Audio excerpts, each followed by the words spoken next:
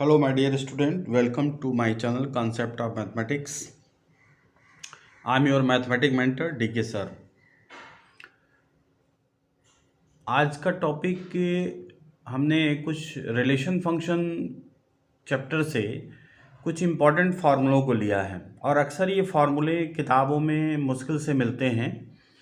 इसलिए हमने देखा कि बहुत जगह टर्म 1 के एग्ज़ाम में क्वेश्चन इस फार्मूले पे बेस्ड बनाया गया है। तो मेरे मन में ये विचार है कि इस फार्मूलों को कलेक्ट करके और बच्चों के सामने प्रस्तुत किया जाए, और यही मेरी मंशा है कि टर्म 1 में इन फार्मूलों के सहारे आप कुछ क्वेश्चन कर सकते हैं जो काफ़ी इम्पोर्टेंट होंगे। तो बेस्ट विशेस के साथ ये फार्मूला आपके सामने मैं डिस्कस कर रहा हूँ, रख रहा हूँ। ध्यान दें, काफ़ी फ़ायदेमंद होगा। तो रिलेशन फंक्शन में जो सबसे पहला फार्मूला हम आपके सामने रखने जा रहे हैं, number of relation from A to B. और मुझे लगता है कि लगभग ये बच्चे इस फार्मूले को समझते हैं और जानते भी हैं। Number of relation from A to B 2 to the power N A और एन बी। एन ए का मतलब होता है कि number of element of set A, number of element of set B. यहाँ हमने लिख भी दिया है 2 to the power number of element of Cartesian product, मतलब इनके मल्टीप्लिकेशन में कार्टेशियन प्रोडक्ट का भी नंबर वही आता है जो इनका मल्टीप्लिकेशन से आएगा।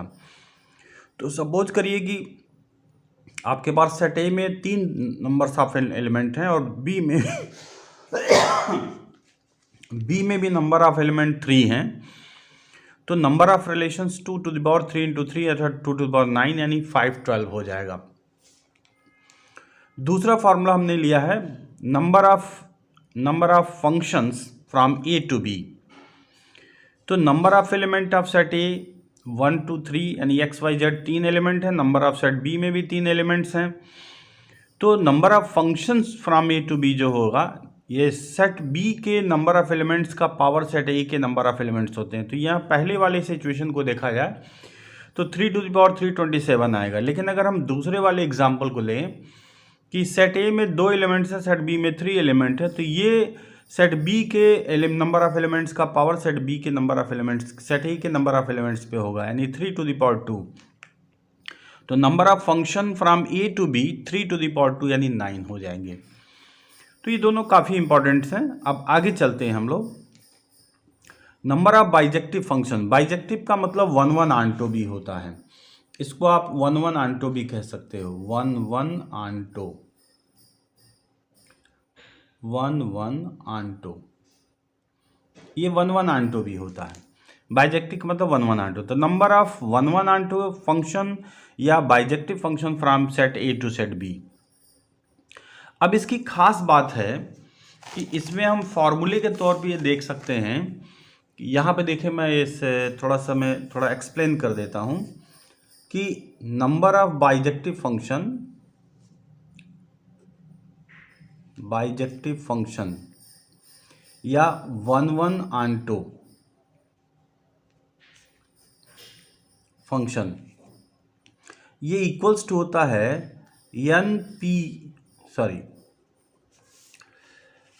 फैक्टोरियल m या n कह सकते हैं, n भी कह सकते हैं और फैक्टोरियल m भी कह सकते हैं। क्योंकि इसमें एक खास बात है कि नंबर ऑफ सेट a का जो एलिमेंट होगा और नंबर ऑफ सेट b का जो एलिमेंट होगा, ये दोनों का बराबर होना तय है। अगर ये m is equal to n है, तभी हम ये नंबर ऑफ बाइजेक्टिव फंक्शन निकालेंगे। तो इसका जो आंसर होगा वो फैक्टोरियल m के बराबर होगा, यानी ये होगा फैक्टोरियल m या फैक्टोरियल n, जो भी आप लिख सकते हो।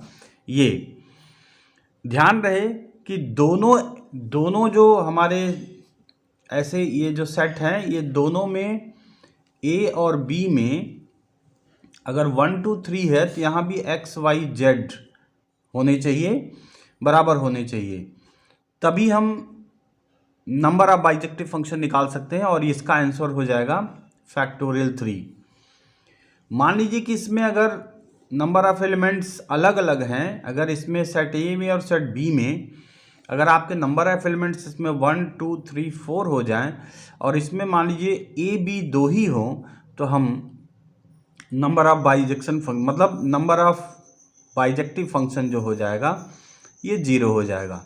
बाइजेक्टिव फंक्शन जो होगा 0 होगा, क्योंकि तब हम बाइजेक्टिव फंक्शन नहीं निकाल सकते। इसलिए ये वो फॉर्मूला है कि अगर n बराबर m है तब तो हम नंबर ऑफ बाइजेक्टिव फंक्शन निकालेंगे, और अगर n बराबर m नहीं है तो बाइजेक्टिव फंक्शन का मान 0 होगा। जैसा कि देखिए हमने यहाँ भी इस बात को समझाने की कोशिश की है, ध्यान से देखें कि number of bijective function from a to b, यहाँ दिख रहा है कि आपको फैक्टोरियल m तब होगा जब m बराबर n होगा। ये फैक्टोरियल m तब होगा, देखिए ध्यान से, ये फैक्टोरियल m तब होगा जब m बराबर n होगा। छोटा लिखा गया है लेकिन ध्यान दें। और यहाँ देखिए कि अगर m और n यानी number of set of element of set A, number of element of set B अगर बराबर नहीं है तो सीधे सीधे इसका आंसर 0 होगा, इसमें कोई ये बट नहीं है। हमने एक एग्जांपल भी आपको दिखाया है यहाँ पे कि देखिए सेट A में 3 एलिमेंट XYZ दिख रहे हैं, सेट B में 3 एलिमेंट ABC दिख रहे हैं, तो इसका नंबर यानी n में भी 3 है और B में भी 3 है, तो इसका जो नंबर ऑफ बाइजेक्टिव फंक्शन होगा फैक्टोरियल 3 होगा और इसका आंसर 6 आएगा। लेकिन अगर इसमें number of element of number of bijective function from A to B, अगर number of element of set A 4 है, number of element of set B 3 है, तो पक्के से इसका बाइजेक्टिव फंक्शन 0 होगा। आप एकदम बेधड़क लिखिए 0, कोई दिक्कत नहीं है। आइए हम चौथे फार्मूले पे चलते हैं। Number of 1 function from A to B, ये बहुत इंपॉर्टेंट है। तो number of set of element of m मान लेते हैं, number of set of element of b n मानते हैं। तो np यानी कि ये जो npm यानी परमुटेशन आपको जानना होगा, फर्स्ट ईयर में हम लोग पढ़ चुके हैं।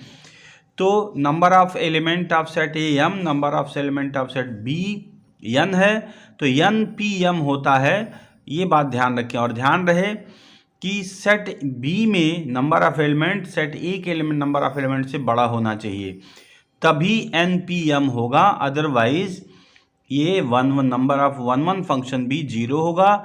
यदि दूसरे सेट में यानी को डोमेन वाले सेट में अगर एलिमेंट कम हुए डोमेन वाले सेट से, तो ये कतई 1 फंक्शन की संख्या 0 हो जाएगी। जैसे कि एग्जाम्पल देखिए, अगर सेट A में एक ABC है, सेट B में -1 -3 -1 0 1 3 है, यानी सेट B में 5 एलिमेंट्स हैं, सेट A में 3 एलिमेंट्स हैं, तो नंबर ऑफ 1 फंक्शन या इंजेक्टिव फंक्शन जो हो जाएगा 5p3 होगा।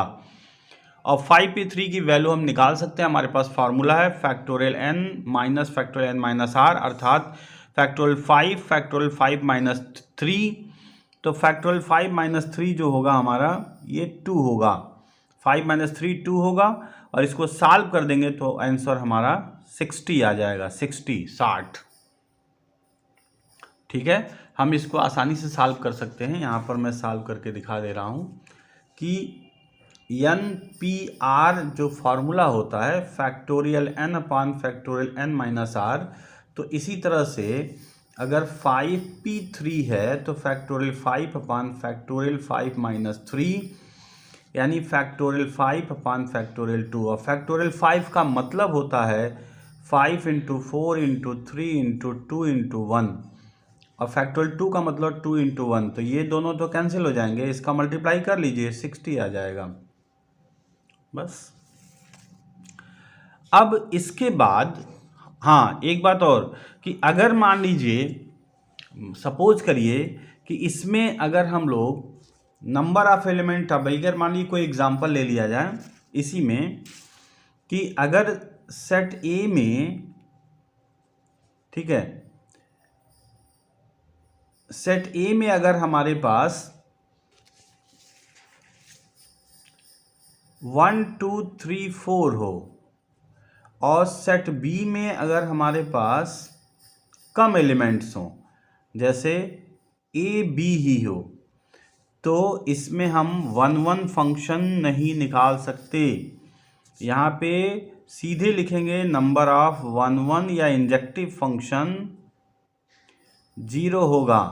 ये फॉर्मूले से भी क्लियर है और आप एकदम दिमाग में बना लीजिए कि अगर दूसरे सेट जो कोडोमेन वाला सेट होता है उसमें अगर नंबर ऑफ एलिमेंट डोमेन वाले सेट के नंबर से कम है तो कोई 1 फंक्शन नहीं बनने वाला है, क्योंकि वो मेनी वन हो जाता है, कोई भी 1 नहीं बनने वाला है।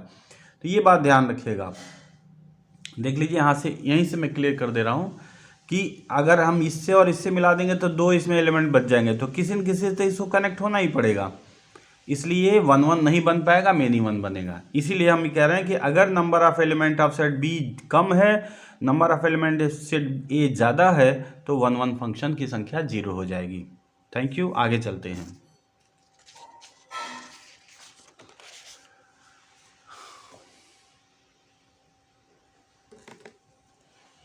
इसी नियम को थोड़ा सा यहाँ पर भी मैंने स्पष्ट करने की कोशिश की है, स्टार बना के एक एग्जाम्पल भी दिया है कि अगर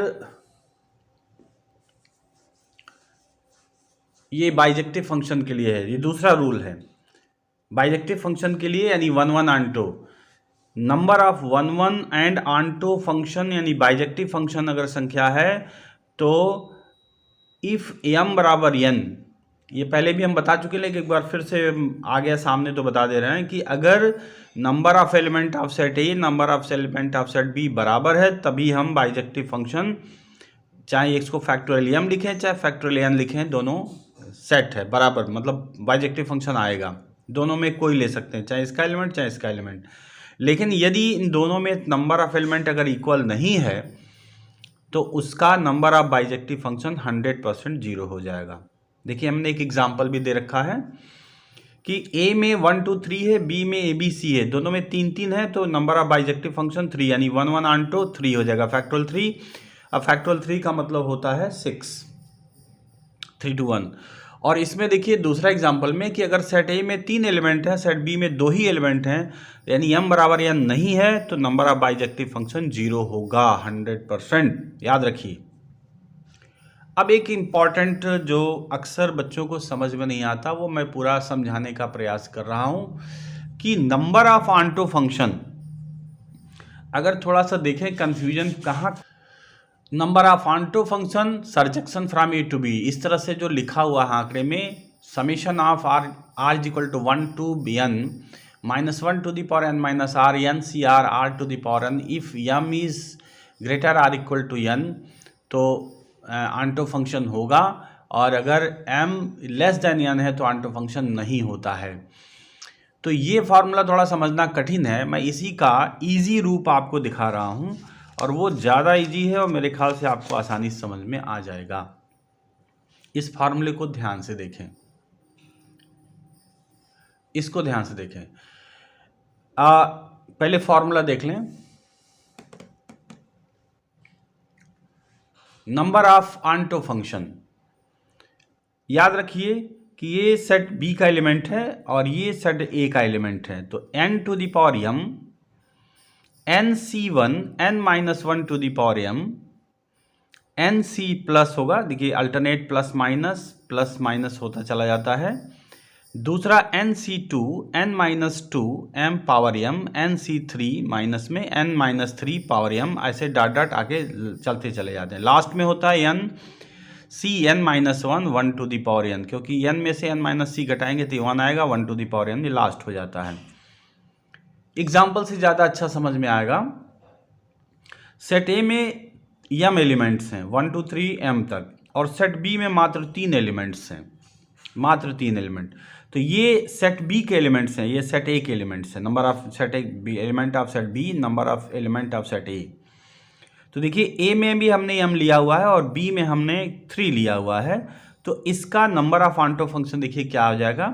देखिए इस B की जगह प्लेस पे आप 3 रखोगे तो देखो 3 टू दी पावर m हमने लिखा है यहाँ पे, और फिर देखो n की जगह पे 3 रखो तो 3c1 जो यहाँ लिखा गया है, 3 minus 1 to the power m जो यहाँ लिखा गया है, प्लस 3c2, और 3 माइनस 2, अब यहीं पे इसके आगे आप नहीं जा पाओगे क्योंकि 3 माइनस 2 1, 1 का पावर 1, यम जो है खत्म, और यहाँ जाएंगे तो 0 हो जाएगा, तो इसलिए हम यहाँ से आगे नहीं बढ़ सकते, यहाँ से आगे वहीं स्टॉप हो जाएगा, तो यहीं पे रुक गया। 3 to the power m, 3c1, 3 minus 1 to the power m अर्थात 2 to the power m, 3c2, इसका मतलब भी 3 होता है, आप कैलकुलेट कर सकते हैं। यहाँ मैं दिखा भी दे रहा हूँ कि NCR का फॉर्मूला होता है फैक्टोरियल n, फैक्टोरियल r और फैक्टोरियल n माइनस r। तो अगर 3c2 निकालना चाहते हैं तो फैक्टोरियल 3, फैक्टोरियल 2, फैक्टोरियल 1, तो ये भी वास्तव में 3 ही आएगा, कैलकुलेट करना जानते होंगे आप लोग। तो ये 1 टू द पावर m 1 हो जाएगा, 3, 2 टू द पावर m हमने लिखा है 3, और 3 टू द पावर m, ये हमारा आंसर हो जाएगा। और ये बहुत इंपॉर्टेंट है, जो इसके पहले हमने फार्मूला दिखाया था वो नहीं समझ में आता है, किसी को भी ध्यान में नहीं आता, लेकिन ये काफ़ी इजी फार्मूला, इसको याद रख सकते हैं आप, आसान भी है याद करना। एक और एग्जाम्पल हमने लेकर दिखाया आपको, एक एग्जाम्पल लिया है इसी सवाल के लिए। ए में हमने 4 सदस्यों को ले लिया है और बी में हमने 2 सदस्यों को रखा है। तो फार्मूले के तौर पे जो फार्मूला आपके सामने, मैं फिर से एक बार रिपीट कर रहा हूँ कि ये बी के सदस्य हैं और ये ए के सदस्य हैं। तो यहाँ पे बी के सदस्य 2 हैं और ए के सदस्य 4 हैं, तो 2 to the power 4, 2c1, 2 minus 1 to the power m, ये हो जाएगा। और आगे जैसे बढ़ेंगे 2c2 और यहाँ पे 0 हो जाएगा, तो इसके आगे हमको नहीं जाना है, हम 2 टू द पावर 4 यहाँ लिखेंगे, और ये 2 माइनस 1 का पावर 4 यानी 1 का पावर 4 1 होता है, और 2 यहाँ आ जाएगा, 2c1 का मतलब 2, तो देखिए 2 टू द पावर 4 16 होता है, और 2 इसमें घटा देंगे 14 आ जाएगा। ये इसका न्यूमेरिकल एग्जाम्पल है जो काफ़ी समझ में आता है बच्चों को, तो इसलिए बेहतर होगा कि आप इसे ज़रूर ध्यान दें, क्योंकि ये थोड़ा सा डिफ़िकल्ट है आंटो फंक्शन निकालना, तो ये थोड़ा सा ध्यान देंगे, इसलिए हमने 2 एग्जाम्पल लिए हैं ताकि आपको आसानी से समझ में आ जाए बच्चों। अब एक लास्ट कि let f is such that A to B, that is n A is equal to m और N B is equal to n लिया गया है। नंबर ऑफ फंक्शन, ये शायद हम पहले भी बता चुके हैं, ध्यान में नहीं आ रहा है, तो फिर से देख लीजिए क्या करना है। Number of function n to the power n, यानी number of element of b, number of element of a। तो number of function in just above question, एक क्वेश्चन है, ये वाला क्वेश्चन लिया गया है। तो देखिए ये 2 टू द पावर 4 हो जाएगा, यहाँ 2 टू द पावर 4, तो 16 हो जाएगा, और ये क्या है, नंबर ऑफ फंक्शन है 14, 16 हो गया। और नंबर ऑफ 1 फंक्शन मैं पहले ही बता चुका हूँ, तो इसलिए इसको डिस्क्राइब करने की कोई ज़रूरत नहीं है। यहाँ फिर से आपके सामने है, चाहे तो देख के समझ सकते हैं, ये मैं पहले ऑलरेडी बता चुका हूँ आपको, इसलिए इसको फिर से डिस्क्राइब करने की ज़रूरत नहीं है। Thank you watching my channel concept of mathematics. इसके बाद मैं आपको एक केस स्टडी बेस पे 2 क्वेश्चन एग्जाम्पल में लेकर के हमने वीडियो डाल रखा है, तो दोनों वीडियो को आप लगातार देखें ताकि आपको ये बात समझ में आ जाए। और ये बहुत ही इम्पॉर्टेंट है टर्म 1 एग्ज़ाम के पॉइंट ऑफ व्यू से। और बच्चों एक बात तो समझ लीजिए, टर्म 1 को हल्के मत लीजिएगा, नहीं तो अगर टर्म 1 का पेपर ख़राब हुआ तो फिर आप इसको सुधार नहीं पाएंगे।